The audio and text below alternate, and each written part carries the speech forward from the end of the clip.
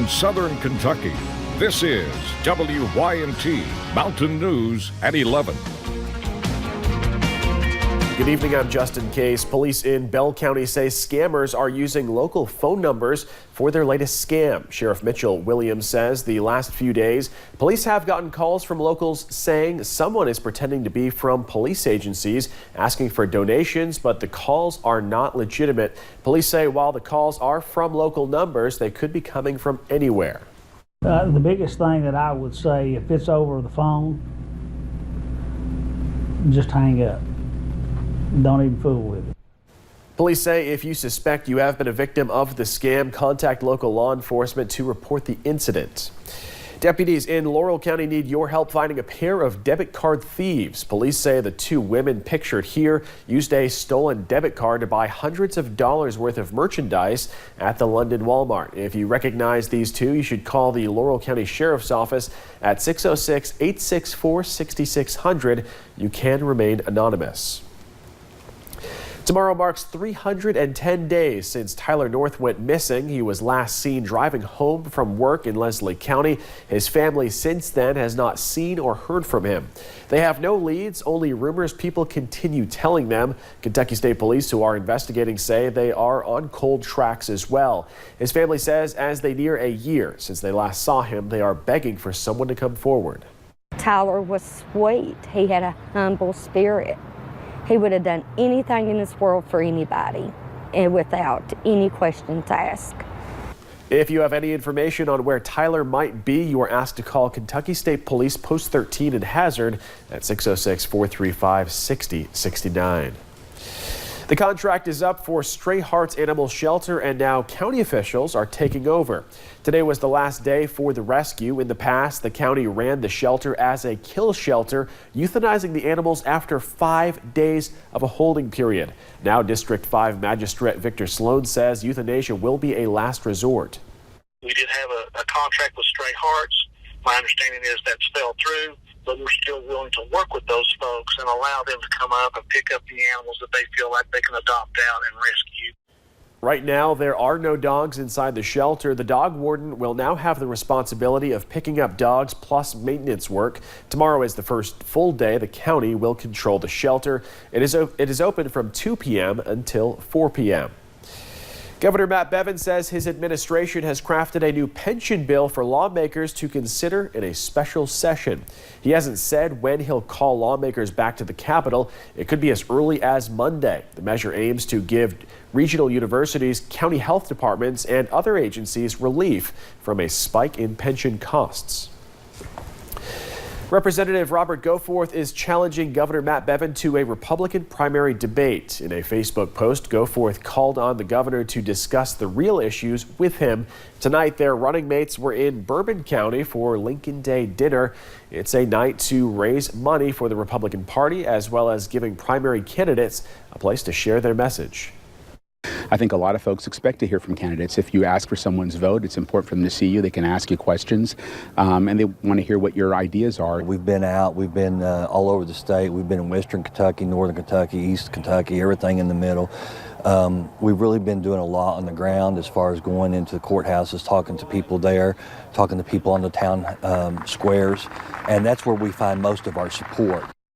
William Woods and Ike Lawrence are also running in the Republican primary. And it was another beautiful day across the mountains. Definitely a warm one at that. Reached a high into those lower to mid 80s, showing an 82 in Jackson, usually right around 72 for this time of year. So we are 10 degrees above that average. That low of 64 this morning, definitely not that chilly. Felt pretty good out there. Satellite and radar, you'll notice those clouds throughout the day, and as we head into the evening and really those overnight hours, we'll see those clouds continuing those partly cloudy skies. Now temperatures, they're still warm.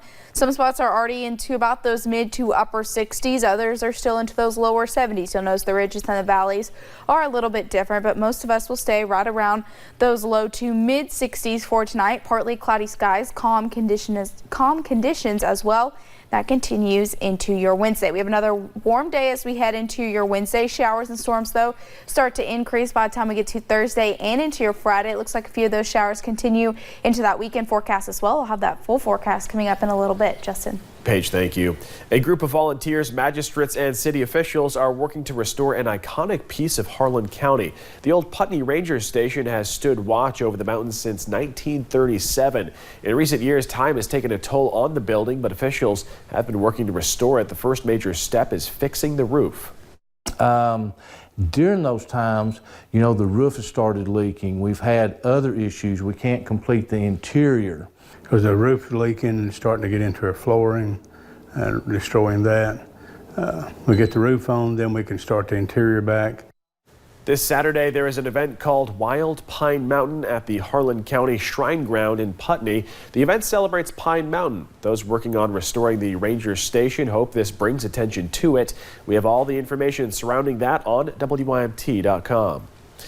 A hidden gem in Letcher County may soon be remodeled in the very near future.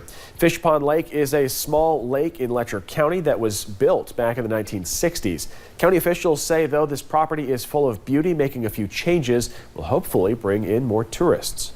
You know, riding your bicycle, running, walking, kayaking, canoeing. I mean, there's so many opportunities here. So we're hoping that in order to improve Fish Pond and be able to really showcase that, we can welcome people from all over here to Letcher County. Howard says the new overlook decks, grills, and fire pits will be added to the RV park by the end of May. It's something we all likely strive for, making our communities and homes a better place, but turning ideas into action, it's much easier said than done. And those who find the motivation to do so should be celebrated. That's what's happening tonight at the Hazard Perry County Chamber of Commerce Civic Night. I went to the event to help shine a light on the men and women who are making a difference here without expecting anything in return. Please join me in honoring the Young Woman of the Year, May Humiston. From the Young Woman of the Year Award to the Community Impact Award, these men and women are working to make the area a better place. City Commissioner Luke Glazer says these winners, including May Humiston, do it without expecting anything in return. Even if they're the most humble individuals in the world, they do so much that it's impossible to not see. So she is the executive director of a nonprofit that she pretty much started. And in her free time, she does beautification projects. She, along with Mr. Brayman, you know, built the trail system at Perry County Park, and she didn't want to come tonight because she's building signs for it. Survivor winner and Eastern Kentucky native Nick Wilson was the keynote speaker at the event. He says even while competing on the show, he always had the mountains on his mind. It was a beautiful place, and the water is beautiful, the view and everything. It was such a great experience, but, you know, it still wasn't home. Like, I couldn't wait to get back home. Much like the award winners, Wilson says it is the people of Eastern Kentucky that make this place great. In Appalachia, we have such a huge sense of community and a sense of pride and a sense of helping one another in our community. And the overall theme of the event? Well, it was pretty hard to miss. You may not have done something for me, but that doesn't mean I can't do something for you. Sacrificing time and energy to preserve and grow the great things that make this place home. The Hazard Perry County Chamber of Commerce Civic Night is a yearly event. You can look for this story on our website for a full list of award winners.